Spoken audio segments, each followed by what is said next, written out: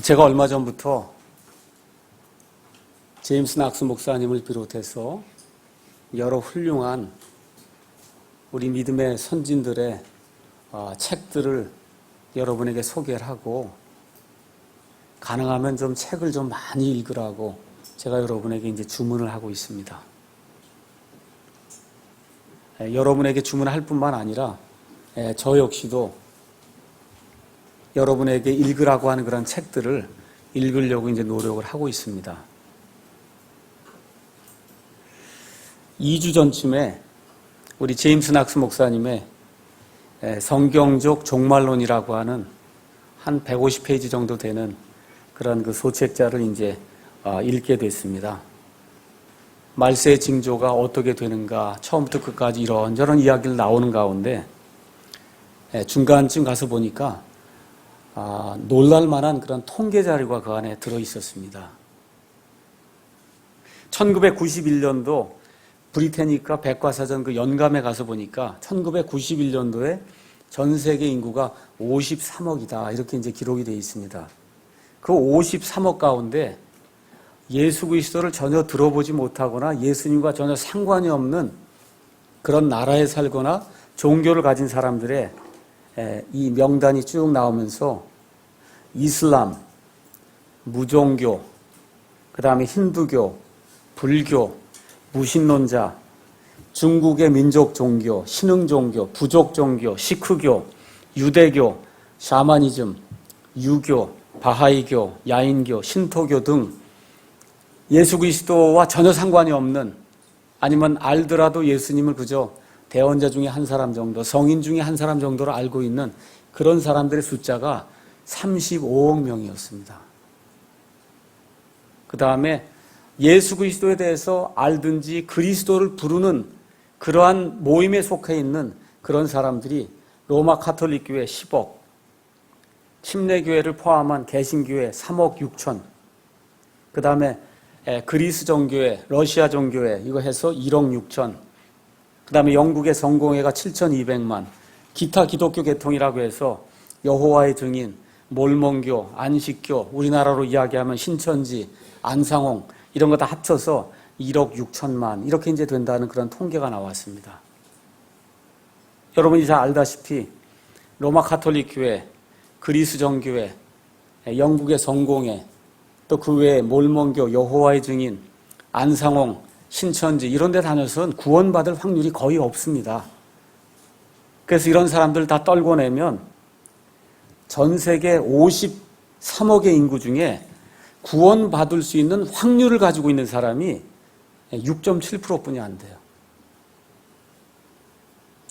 6.7%. 그 6.7%의 사람들이 지금 캐나다에 조금, 미국에 조금, 한국에 조금, 영국에 조금, 호주, 뉴질랜드에 조금 그거예요. 구원받을 수 있는 확률을 가진 사람이 6.7%예요. 이제 여기까지는 이해가 되는데 그 다음에 낙스 목사님이 놀랄만한 통계를 그 다음에 또 제시를 하고 있더라고요. 어떤 통계를 제시했느냐. 자기가 20년 동안 근본주의 침례교회를 담임을 하고 근본주의 교회라고 하는 그런 교회들, 미국에서 가장 성경대로 믿겠다고 하는 그런 교회들, 이 교회들 통계를 자기가 20년 동안 목회생활을 하는 가운데 그 통계들 살펴보니까 일반 장로교, 감리교 이야기하는 게 아닙니다. 성경대로 믿겠다고 하는 그런 그 침례교회 1000명이 다닌다고 이야기하면 그 1000명 가운데 300명 정도는 그런 교회를 다니는데도 구원을 못 받았다는 거예요.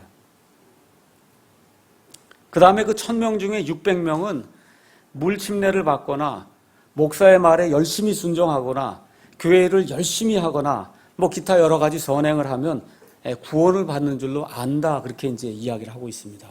그러니까 1000명 중에 일단 900명은 가장 근본적인 그런 교회에 다닌다고 하는데도 예수님을 모른다는 거예요.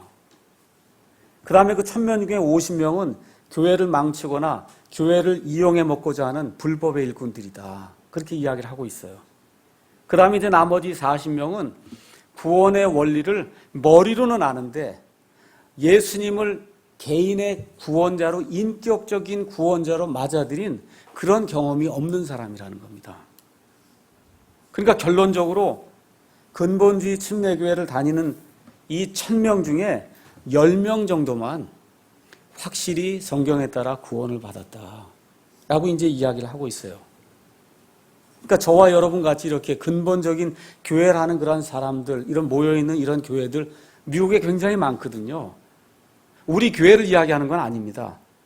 그분의 20년 동안 목회 생활을 하는 가운데 나와 있는 걸 보니까 통계 자료가 근본주의 교회 가운데 1% 정도가 구원을 받는다는 거예요. 이게 20년, 30년 목회를 한 그 목사의 고백이에요.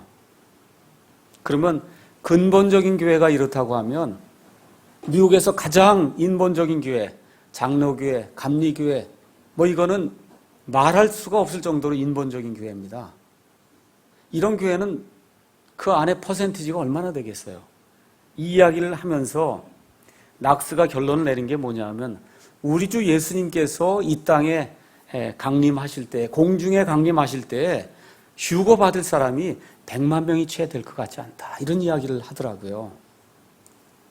그래서 퍼센트를 생각해 봤더니 0.02%예요. 그건 무슨 얘기냐면 전 세계 사람들 10,000명 중에 2명 정도가 휴거 받는다는 거예요.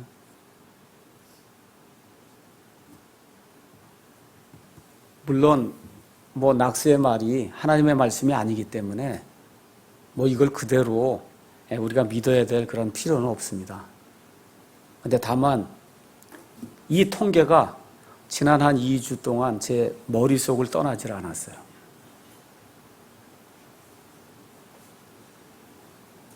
지금 인구가 전 세계 60억이 넘는데 예수님 공중에서 강림하실 때 휴거받는 사람이 100만 명 정도. 이렇게 되니까 어떤 일이 발생하냐. 이 세상에 쓸데없는 사람들을 UFO가 와서 데리고 갔다. 이렇게 이야기하면 그저 2주, 3주 정도 뉴스에서 사람들이 없어졌구나. 이제 이야기 나오다가 그냥 사람들의 뒷전으로 이렇게 밀려나는 그러한 사건이 되지 않겠는가. 이런 이야기를 하더라고요.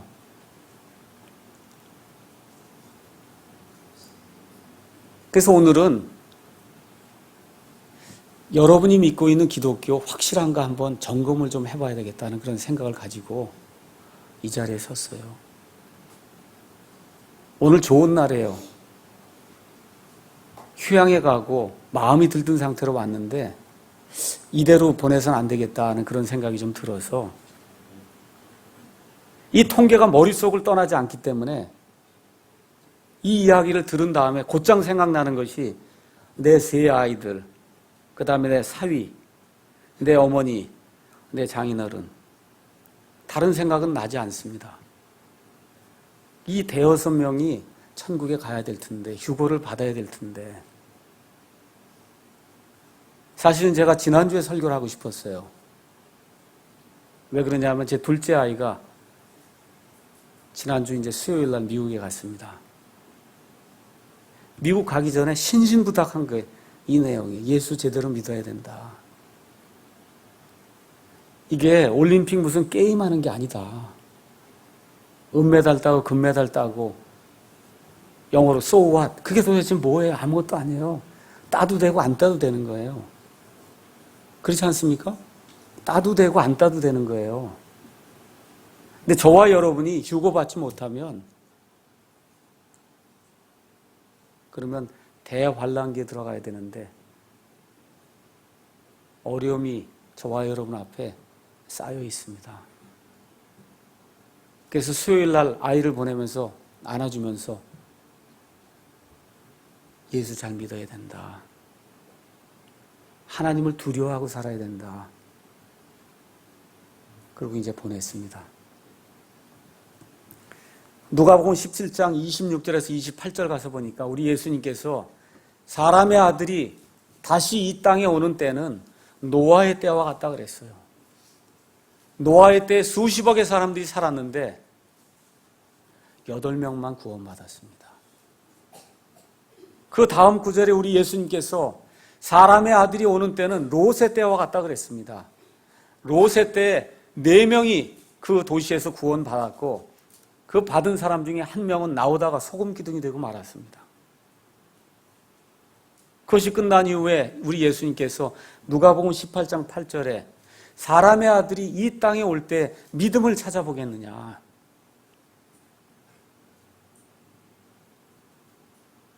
오늘 저희가 누가복음 13장에 있는 말씀을 읽었습니다. 여기 가서 보니까 어떤 사람이 예수님께 나와서 주님, 구원받을 자가 적습니까? 라고 묻는 이런 대목이 있어요. 예수님의 말씀을 열심히 들으면서 쫓아다니다 보니까 구원받을 자가 적다는 그런 생각이 든 거예요.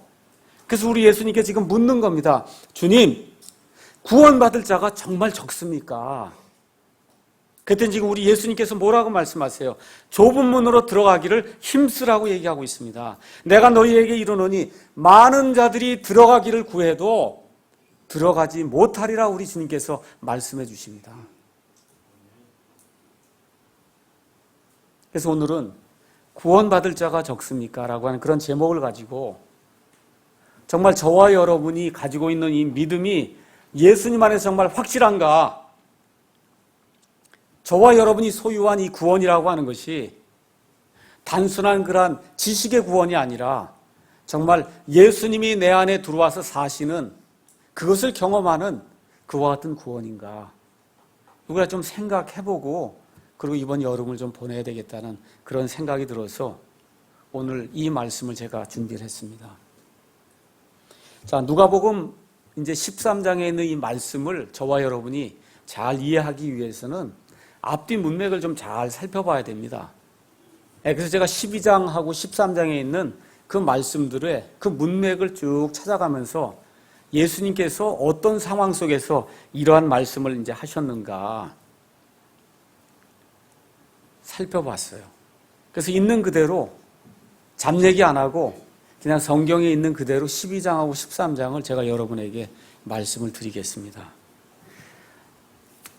복음서가 4개가 있는데 그 4개 중에 누가복음 가서 보면 처음에 1장에 뭐라고 기록이 되어 있냐면 우리 가운데서 매우 확실히 믿게 된 그 일들에 관해 처음부터 목격자 되고 말씀의 사역자 된 사람들이 우리에게 그것들을 전해준 그대로 차례대로 제시해서 밝히 보이려고 손을 댄 사람들이 많으므로 모든 일을 처음부터 완전히 이해한 나도 데오빌로 각하 당신에게 차례대로 써서 알리는 것을 좋게 생각했습니다. 라고 하는 그러한 말과 함께 누가복음이 시작이 됩니다. 다시 말씀드려서 우리 예수님의 공생의 기간 3년 반 동안의 일을 연대기적으로 차례대로 제시한 그런 말씀은 누가복음에 있는 말씀이다. 지금 성경이 그렇게 이야기를 하고 있습니다. 이 말씀을 따라서 가서 보시면 누가복음 9장에 예수님께서 변화산상에서 몸이 변하시는 그와 같은 내용이 나와요.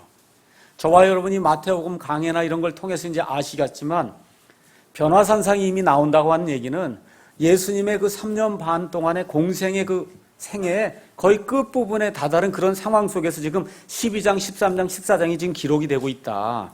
특별히 여러분이 13장 34절에서 35절 가서 보시면은 우리 예수님께서 계속해서 유대인들에게 하나님의 왕국, 하늘의 왕국을 선포하시는데 이 사람들이 듣지 않으니까 너희가 주의 이름으로 오시는 이와 하고 나를 받아들일 때까지는 나를 다시 보지 못하리라 하시면서 예루살렘이 황폐하게 될 것에 대해서 십자가 처형 전에 예수님께서 말씀하시는 그런 대목이 나옵니다.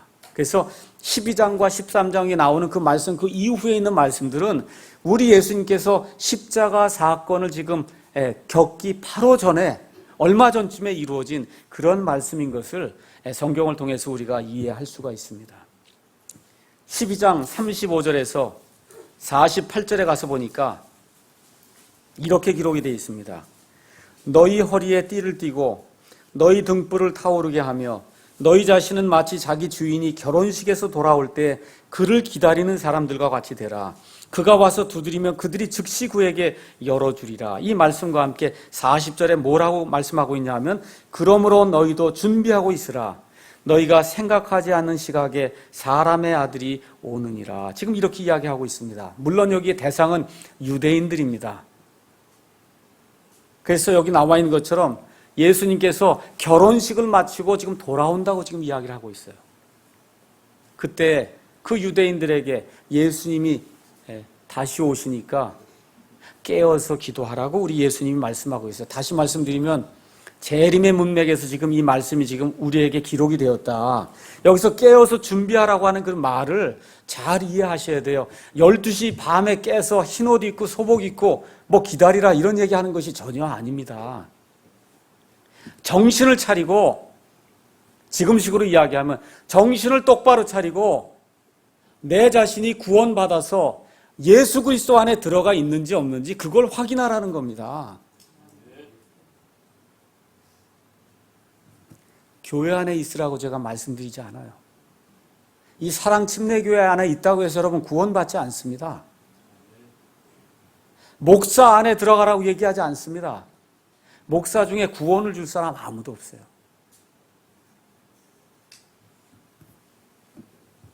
일 많이 하라고 제가 이야기하는 거 아니에요.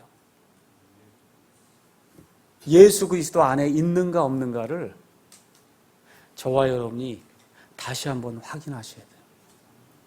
우리 아이들과 함께 다시 한번 확인하셔야 돼요. 내 가족이 예수 그리스도 안에 있는가, 그게 깨어 있는 겁니다. 자, 이런 문맥에서 12장 4절 7절 가서 보니까 뭐라고 기록이 되어 있냐면, 내가 내 친구인 너희에게 이르노니 몸을 죽이고 그 뒤에는 더 이상 아무것도 하지 못하는 자들을 두려워하지 말라. 오직 너희가 두려워할 분을 내가 미리 너희에게 알려주리니 곧 죽인 뒤에 지옥에 던져넣는 권능이 있으신 그분을 두려워하라. 참으로 내가 너희에게 이르노니 그분을 두려워하라. 7절에 가서 보니까 오직 아버지께서 너희 머리털까지도 다 세셨나니 그러므로 너희는 두려워하지 말라. 너희는 많은 참새보다 더 귀중하니라. 우리 예수님께서 말씀하고 있습니다. 재림의 때가 되면 사람들로 인해서 두려워할 수 있는 그러한 상황들이 많이 발생한다는 겁니다. 근데 우리 예수님께서 뭐라고 말씀하시냐면 두려워하지 말라는 거예요. 사람들을 두려워하지 말라는 겁니다. 이 콧구멍에 숨을 가지고 있는 인생을 두려워하지 말라. 우리 예수님께서 미리 말씀해 주시는 겁니다. 몸은 죽이되 그 이상은 할 수 없는 사람들을 두려워하지 말고 사람의 혼을 영원토록 지옥에 넣을 수 있는 하나님을 두려워하라고 우리 예수님께서 말씀해 주고 있습니다. 혼의 멸망이 있다는 겁니다.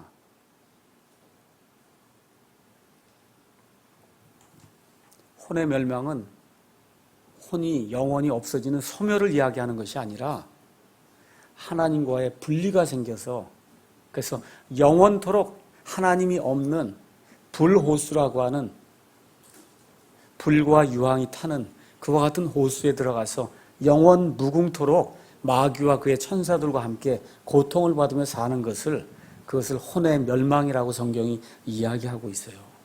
우리 하나님께서 저와 여러분을 하나님의 형상을 가진 그런 존재로 만들어 주셨어요. 누구든지 예수 그리스도 안에 들어와서 예수님을 구원자로 영접하면 그러면 하나님의 본성에 참여할 수 있는 놀라운 특권을 우리에게 주시겠다고 우리 예수님께서 약속해 주셨습니다. 그래서 예수 그리스도를 믿으면 하나님의 본성을 회복할 수 있는 그런 놀라운 권능을 하나님으로 받는 그러한 사람들이 되는 거예요. 그 말씀과 함께 31절, 34절에 가서 보니까 뭐라고 말씀하시고 있냐 하면 오히려 너희는 하나님의 왕국을 구해라. 이렇게 말씀하면서 그리하면 모든 것을 너희에게 더하시리라. 적은 약물이여 두려워하지 말라. 또 예수님이 말씀하시는 겁니다. 많은 약물이라고 얘기하지 않아요. 예수님 다시 오실 때 이 재림의 문맥에서 우리 예수님께서 예수 믿는 자들이 적은 약물이라고 이야기하고 있습니다. 많다고 이야기하지 않습니다. 적은 약물이여 두려워하지 말라. 너희 아버지께서 그 왕국을 너에게 주신 것을 참으로 기뻐하시느니라. 이 말씀과 함께 34절에 우리 예수님이 의미심장한 말씀을 우리에게 주고 있습니다. 너희 보물이 있는 곳에 거기에 너희 마음도 있다. 우리 예수님께서 그렇게 말씀해 주고 있는 겁니다. 다시 한번 말씀드릴게요. 우리 예수님 재림하시는 그때에는 사람들로 인한 두려움이 우리에게 다가온다는 겁니다.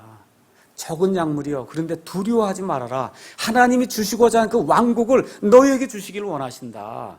그 말씀과 더불어 너희 보물이 있는 곳에 거기에 너희 마음도 있다. 우리 예수님이 놀라운 진리의 말씀 우리에게 이야기해 주고 있어요. 다시 말씀드려서 예수님 재림하실 때 이 적은 약물에 속한 사람들은 특별한 믿음을 가진 사람들이라는 거예요.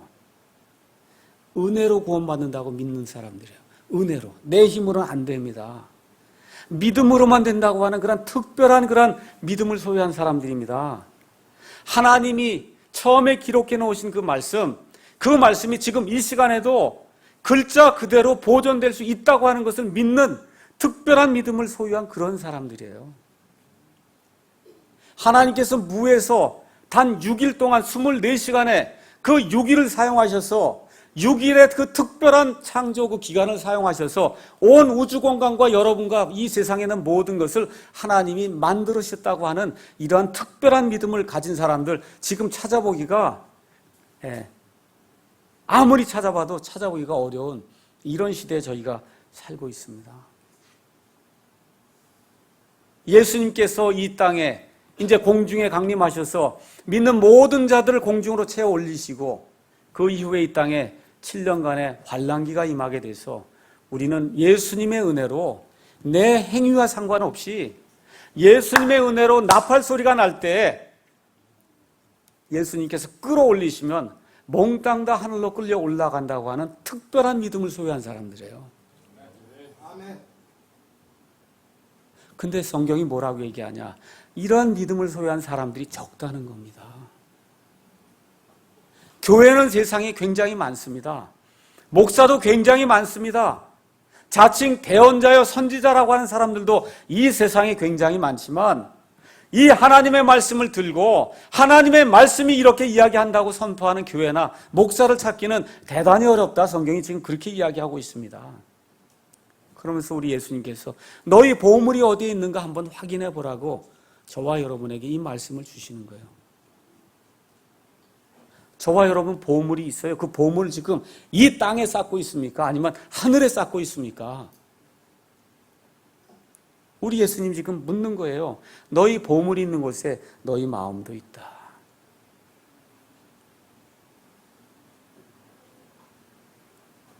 (49절에서) 53절에 가서 보니까 우리 예수님이 51절에 너희는 내가 땅에 화평을 주려고 온 줄로 생각하느냐? 내가 너희에게 이르노니 아니라 도리어 분열이니라. 이제부터 한 집에 5사람이 있어 분쟁하되 셋이 둘과 하며 둘이 셋과 하리니 아버지가 아들과 하고 아들이 아버지하고 어머니가 딸이 하고 딸이 어머니와 시어머니가 자기 며느리와 며느리가 자기 시어머니와 분쟁하리라. 이렇게 돼 있어요. 마지막이 재림의 때에는 믿음 문제 때문에 가정에 분란이 생긴다는 겁니다. 가정에 분란이 생겨요. 그래서 아이들 간수 잘해야 된다 그 얘기입니다. 여기 나와 있는 그대로 제 말이 아닙니다. 아버지하고 아들이 분란을 하고 어머니하고 딸이 분란을 일으키고 믿음 문제 때문에 시어머니하고 며느리가 분쟁을 일으키는 그러한 때가 마지막 때다. 지금 그렇게 이야기를 하고 있어요. 다시 말씀드려서 아들, 딸, 사위, 며느리, 시부모님, 친정부모님 예수님께로 올바로 인도해야 될 때다. 그 얘기입니다. 사람들이 자기 힘으로 무언가 할 수 있다고 믿기 때문에 아들도 아버지 말을 듣지 않고 아버지도 아들 말 듣지 않고 어머니도 딸 말 듣지 않고 딸도 어머니 말 듣지 않고 서로 자기 좋은 대로 행하는 그와 같은 때가 마지막 때라고 지금 이야기하고 있어요. 우리 교회 안에서도 이 일이 지금 생기고 있지 않습니까? 미국의 경우는 어머니 아버지가 아이들 잘 들으세요. 18살까지만 밥 먹여줘요. 집에서 고등학교 졸업할 때까지만 아버지 어머니 지붕 밑에서 살게 하고 밥 먹여주고 옷 사주고 그럽니다. 그래서 19살 대학교 딱 들어갈 때 되면 그때부터는 성인이라 그래서 아버지 어머니가 무슨 학비 대주고 장가 갈 때, 시집 갈 때 뭐 1억씩 돈 대주고 그런 거 없어요. 그래서 19만 딱 되면 집을 떠나는 거예요. 우리 한국은 남자아이들 같은 경우 만 25이 돼야 겨우 대학 졸업해요. 어머니 아버지 지붕 떠나는 것은 35까지 지금 가고 있거든요. 제가 말씀드리려고 하는 것은 어머니 아버지 지붕 밑에서 어머니 아버지한테 돈 받고 어머니 아버지가 옷 사주고 지금 밥 먹여주고 하는 아이들은 어머니 아버지 말을 잘 들어야 된다는 거예요. 그렇지 않으면 나가야 돼요, 집을. 심각한 말을 제가 이야기하고 있는 거예요. 어머니 아버지가 예수 그리스도를 믿으라고 이야기할 때 정신을 똑바로 차리고, 왜 어머니 아버지가 자꾸 이야기를 할까? 정신을 똑바로 차리고 들어야 됩니다. 들을 귀 있는 사람은 들으라고 우리 예수님이 얘기하세요. 귀 없는 사람이 어디 있어요? 근데 두 종류가 있다 그 얘기예요. 들을 수 있는 귀를 가진 사람이 있고, 아무리 이야기를 해줘도 이 귀가 꽉 막혀서 하나님의 말씀이 들어가지 못하는 그런 사람이 있다는 거예요. 사무엘기를 읽으면서 요새 우리가 금요일에 사무엘기 상을 읽습니다. 거기 가서 보니까 엘리의 두 아들이 벨리알의 아들들이다. 마귀의 자식들이다. 성경이 그렇게 기록이 돼 있어요. 그 마귀의 자식들이 지금식으로 얘기하면 목사를 하고 있는 겁니다. 거기에 훌륭한 대언자 사무엘이 태어났어요. 사무엘의 또 아들들 둘이 태어났는데 이 두 아들들도 벨리알의 아들들이에요. 그러니까 아버지가 훌륭하든 아버지가 훌륭하지 않든 이 아들들이 마귀의 자식들이 되면 이 부모 마음이 찢어진다는 겁니다. 잘 깨달아 알아들어야 돼요. 그 이야기를 들으면서 내 아이들 생각하는 겁니다. 그 얘기 들으면서 제가 무슨 다른 사람 그 집의 애들 제가 생각할 겨를이 없어요. 그런 이야기를 들을 때 내 아이들이 지금 제대로 하고 있는가, 내 사위가 제대로 하고 있는가, 지금 거기에 지금 정신이 가 있습니다. 혼을 잃으면 여기서 공부를 많이 해서 훌륭한 정치 지도자가 되고 돈을 수백억 벌어도 소용이 없어요. 다시 한번 제가 부모님들에게 말씀드릴게요. 아이들을 귀중히 여기면 성경과 믿음을 가르치셔야 돼요. 손을 잡아 끌고 여기 데리고 와야 됩니다. 주일에 예배 드리러 데리고 와야 돼요. 그게 사랑하는 거예요.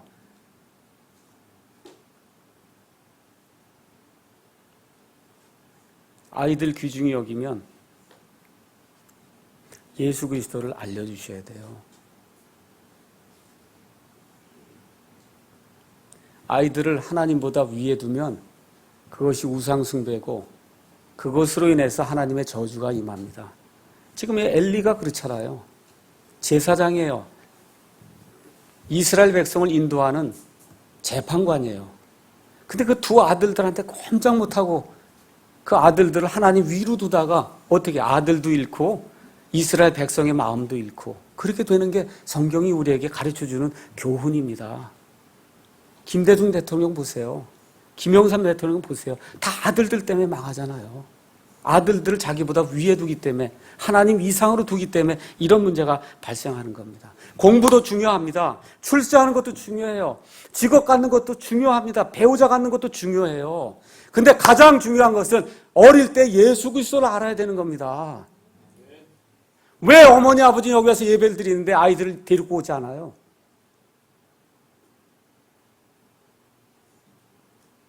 그만큼 여러분과 제가 천국과 지옥에 대해서 관이 똑바로 서지 않았기 때문에 그런 거예요. 들어야 구원받지 않습니까? 맞습니까? 들어야 구원받아요. 데리고 나와 들어야 구원받습니다. 이걸 뭐 이렇게 로봇처럼 해갖고 이 안에 쑥 집어넣어 주시면 얼마나 좋겠어요. 주사 한 방 놓고 이래갖고 딱 맞으면 그냥 구원이 쑥 들어가면 얼마나 좋겠어요. 정말 저도 그걸 원합니다. 근데 그 일이 불가능해요. 하나님께서 우리 사람에게 하나님의 형상을 주시면서 자유의지를 주셨기 때문에 이 자유의지의 벽을 자기가 허물기 전에는 어느 누구도 예수 그리스도를 영접할 수가 없어요. 그래서 들어야 돼요. 믿음은 들음에 의해 오고 들음은 하나님의 말씀에 의해서 온다고 성경이 우리에게 이야기하는 겁니다. 그래서 저와 여러분이 정말 아이들을 사랑하면 여기 데리고 와서 앉혀야 돼요. 하나님 위에 두지 말기를 예수님의 이름으로 부탁드립니다. 54절에서 57절에 가서 보니까 우리 예수님이 또 심각한 이야기를 하십니다. 또 그분께서 사람들에게 이르시되 너희가 구름이 서쪽에서 있는 것을 보면 즉시 말하기를 소나기가 오는도다 하나니 참으로 그러하고 너희가 남풍이 부는 것을 보면 말하기를 더우리라 하나니 그렇게 되느니라. 다 같이 읽겠습니다. 너희 위선자들아 너희가 능히 하늘과 땅의 모습은 분별하거니와 어찌 이때는 분별하지 못하느냐. 참으로 또 어찌하여 너희가 너희 스스로 무엇이 옳은지 판단하지 아니하느냐. 재림의 때에 예수님이 말씀하시는 거예요. 좀 때를 분별하고 살라고 우리 예수님이 말씀하고 있는 겁니다. 지금이 어느 때인가 하나님의 경륜에서 지금이 어느 때인가 분별하고 살라고 우리 예수님이 우리에게 이야기하시는 거예요. 그 다음에 57절에 뭐라고 얘기해요? 너희 스스로 무엇이 옳은지 왜 판단하지 아니하느냐. 교회가 크다고 구원받는 거 아닙니다. 잘 들으셔야 됩니다. 목사가 카리스마가 있다고 거기 가서 구원받는 거 아니에요. 특세한다 그래서 뭐 나아지는 거 아무것도 없습니다. 인기인 많이 데려오는 그런 교회라고 해서 다른 거 아무것도 없어요. WCC 해서 온 세계 종교인들 모아서 놓고 하는 그와 같은 종교 축제 이제 내년에 부산에서 한다고 하는데 엄청나게 사람들이 많이 몰려요. 그 길은 멸망의 길이라고 예수님이 우리에게 이야기하고 있습니다. 왜 너희 스스로 무엇이 옳은지 왜 판단하지 아니하느냐. 예수 그리스도를 믿는 사람들은 판단을 잘해야 돼요. 옳고 그른 것 판단을 잘해야 돼요. 줄을 잘 서야 됩니다.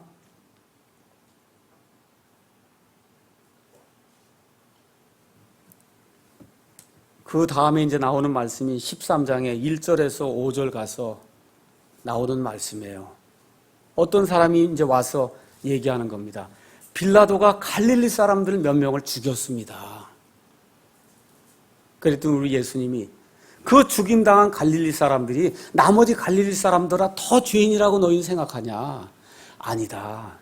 너희도 회개하지 아니하면 그와 같이 멸망하리라.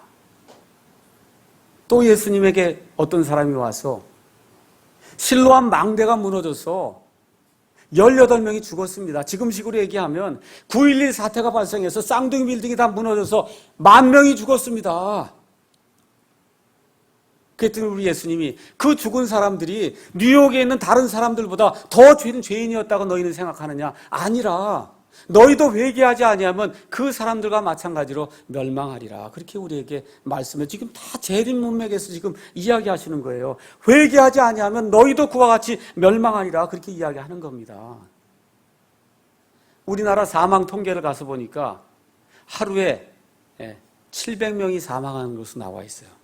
1시간에 지금 30여 명이 지금 죽고 있습니다. 여기 나이가 젊은 사람도 있고 연세가 많이 든 사람도 있어요. 나이가 적다고 자랑할 게 없어요. 죽는 것은 언제 생길지 모릅니다. 회개하고 예수님께로 돌이켜야 돼요. 그래야 삽니다. 이 일이 있은 다음에 예수님을 쫓아다니는 그런 사람들 중에 한 사람이 가만히 들어보니까 이게 심각한 문제인 것을 깨닫게 된 거예요. 그래서 지금 오늘 읽은 말씀 22절에서 23절의 말씀이 그런 문맥에서 지금 나오고 있는 겁니다. 그래서 이 사람이 가만히 들어보니까 구원받을 자가 얼마 안 되는 것 같아요. 그래서 우리 예수님께 나와서 22절, 33절에 예수님께 직접 묻는 거예요. 주님, 구원받을 자가 그러면 적습니까? 그랬더니 우리 예수님이 아니다, 구원받을 자가 많다 그렇게 이야기하지 아니하고 우리 예수님이 24절에 좁은 문으로 들어가기를 힘을 쓰라고 우리 예수님께서 우리에게 말씀해 주시고 있습니다. 특별히 이 말세의 때에 이 세상의 인본주의와 이 세상의 모든 것들이 예수 그리스도를 배격하는 이 때에 좁은 문으로 들어가기를 힘을 쓰라고 우리 예수님이 우리에게 말씀해 주고 있어요. 뭐라고 말씀하시냐 하면 많은 자들이 들어가기를 구하여도 능히 들어가지 못하리라. 이 말씀과 함께 또 예수님 뭐라고 말씀하시느냐 하면 우리가 이 사람들이 와서 우리가 예수님 안에서 먹고 마시고 예수님 우리 도시에서 가르치지 않았습니까? 지금식으로 이야기하면 제가 이렇게 50만 명이 모이는 큰 교회 다닌 사람입니다. 유명한 목사의 말씀을 죽을 때까지 듣던 그런 사람입니다. 그렇게 얘기하는데 우리 예수님이 이 불법을 행하는 자들아 내가 너희를 결코 알지 못하였노라. 그렇게 말하는 때가 말세의 때라고 우리 예수님이 우리에게 알려주시는 거예요.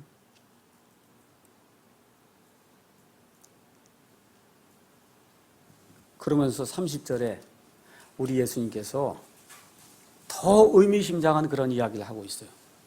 보라, 마지막인 자로서 처음이 될 자도 있고 처음인 자로서 마지막이 될 자도 있느니라.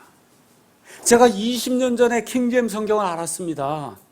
근데 지금 보니까 아무것도 아니에요. 아무 열심이 없어. 예수님께 대한 그런 열망이 드러나지 않아요. 아무 소용없다는 거예요. 20년 전에 그 좋은 간증과 20년 전에 거듭난 그것이 지금 이 시간에 하나님 보시기에 어떤 열매로 지금 나타나고 있느냐, 그게 중요한 거예요. 과거에 머물면 소용이 없다, 그 얘기입니다.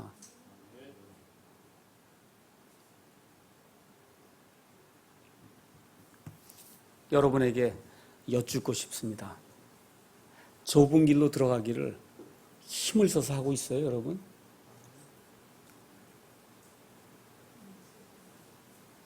좁은 길은 세상과 타협하지 않는 길이에요. 세상과 타협하지 않는 길.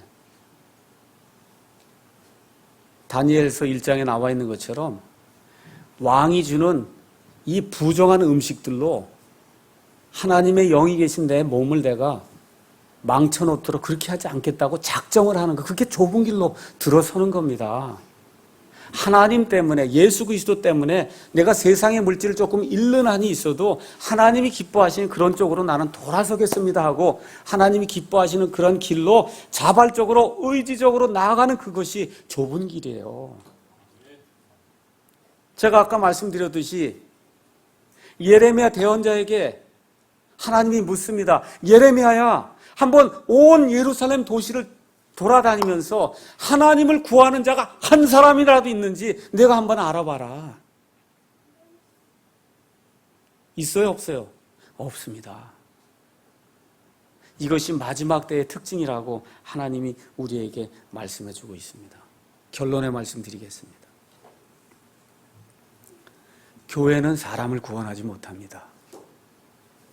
이 사랑침례교회는 사람을 구원하지 못해요. 목사는 사람을 구원하지 못합니다. 많은 지식을 가지고 카리스마가 있고 많은 사람을 교회로 이끈다 해도 그 사람은 사람을 구원하지 못합니다. 오직 하나님의 말씀만이 사람을 구원할 수 있어요. 노아의 때에 노아가 120년 동안 하나님의 말씀을 선포했는데 8명만 구원받았습니다. 8명. 우리 예수님께서 사람의 아들이 이 땅에 다시 올 때 믿음을 보겠느냐? 좁은 길로 들어가기를 애를 쓰며 구해야 됩니다. 아이들 가진 사람들에게 다시 한번 부탁드릴게요. 아이들 손을 건너쥐고 세상에서 채에서 데리고 나와야 돼요. 나와서 이 자리에 앉혀야 됩니다. 하나님을 두려워하는 걸 가르쳐야 돼요. 어려서부터. 예배 드리는 것을 소중히 여겨야 돼요. 어떻게 예배 드리는데 15분, 20분씩 늦게 오고 이게 말이 되는 거예요? 한번 생각해 보세요, 여러분. 여러분이 하나님이에요. 한번 생각해 보세요. 어떤 사람 하나님이 기뻐하실까? 성경 읽는 것을 기뻐하셔야 돼요.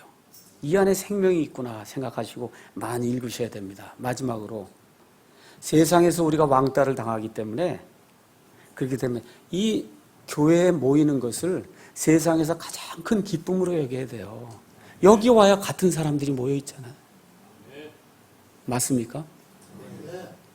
그래서 오늘 주여 구원받을 자가 적습니까? 라고 물을 때 우리 예수님이 그렇다 그렇게 얘기하셨죠. 이 말씀을 기억하시고 내 아이들, 내 아내, 내 남편, 내 어머니, 내 아버지, 내 시아버지, 시어머니 일단 여기 구원시켜야 되겠구나 이렇게 생각을 하고 다른 방법이 없어요. 여기 와서 앉혀야 되는 거예요. 다른 방법이 없습니다. 이번 여름에 우리가 정말 좁은 길로 들어서고 있는가 다시 한번 확인해보고 하나님의 은혜 안에 걷기를 예수님의 이름으로 축원합니다. 기도하시겠습니다.